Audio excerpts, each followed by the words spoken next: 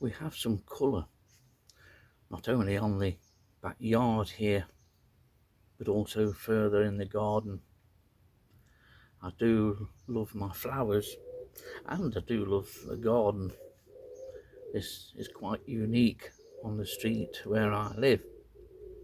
But my garden at the moment, at the beginning of June, is dominated by one particular plant, and that's the fabulous large ceanothus at the bottom of the garden.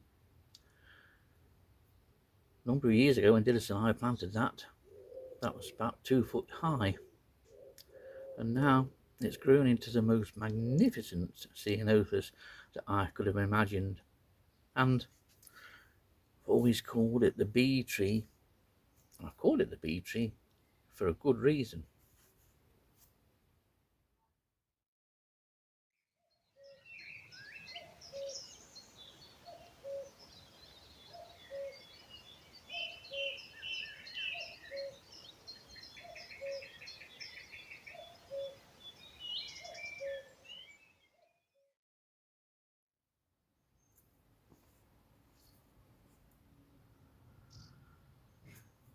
The garden is starting to develop now. There's been a few changes over the winter, and regular viewers to this channel may have realised that the valerian has largely gone, and that's purely because the plants that I had become that old, and last year they flowered very poorly and not in the strong vigorous manner that they normally do, so I've had to replace the valerian.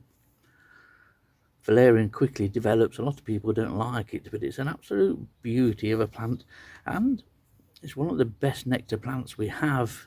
It grows wild everywhere now, and I like to see it. It provides a lot of colour in some really dingy parts of our towns and cities, but it also provides a valuable nectar source, and that's what everybody goes on about. As much as they don't like valerian, some people, because it's an invasive weed, it does a very important job, and that provides nectar for our invertebrates.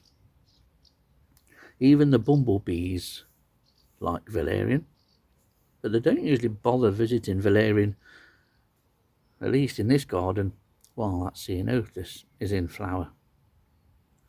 But there's something missing this year, something that's not in the numbers that it should be, and that's bumblebees. And the local town is starting to wake up.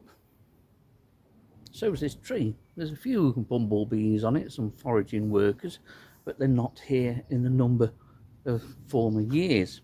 It's normally one particular species that dominates the flowers here, and that is Bombus hypnorum, the so-called tree nesting bumblebee, which appeared in the UK first of all in the early 2000s, if I remember right, and promptly romped its way through the country. It appeared in Nottinghamshire over a decade ago, and very quickly became the most common bumblebee I saw. You would see them everywhere, and especially on here. But something's happened to Bombus hypnorum. Something quite similar happens to most species that race up through the country, colonise, and then become really, really common. But after a number of years, their population levels seem to die down a little bit, and they sort of disappeared. It certainly happened with a number of moths, and it's happened with Bombus hypnorum.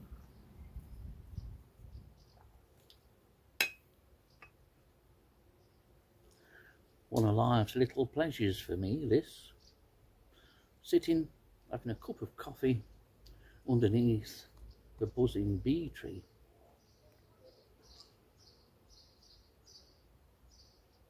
Bumblebees did very well this spring. They have done for a couple of springs, but not Bombus hypnorum.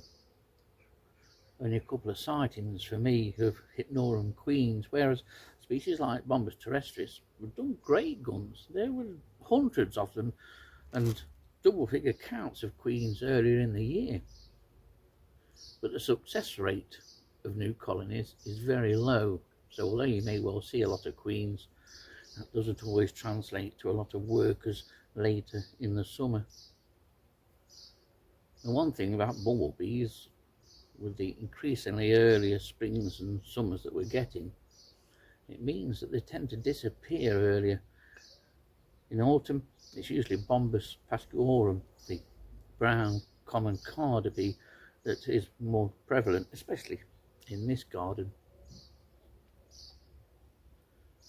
In the meantime, I hope that Bombus hypnorum and other bumblebees will maybe increase in numbers in the coming days. This tree is about at its best. It's all right sitting under it, but the bees kick off the dead florets of this ceanothus. Sometimes it even goes in with coffee. But a small price to pay for having such a fabulous tree and attracting fabulous insects. And last week the garden was blessed with 2 arrivals from foreign parts. Butterflies. There was a surprise in the garden, and that surprise was 2 of these. This is red admiral, one of my favourite, if not my favourite butterfly there is. I just love the colouring of red admirals. It's absolutely perfect. That black background, those dashes of red, little flecks of white. It's a beauty. And to see these 2 here was an incredible surprise. I hadn't expected them. I'd seen a number of red admirals earlier in the year, and I did see one the day before these 2 turned up, flying across Thoresby pit top. I think we've had a minor influx of red admirals in the garden, and I have gone on subsequently to find a 3rd install larva up at Clipson Old Quarter. So the early butterflies that overwintered here obviously bred, and I think we've got a fresh influx of butterflies. Always nice to see red admirals in the garden, and they're certainly enjoying these beautiful flowers. There's not a lot to nectar on here at the moment. Beautiful things.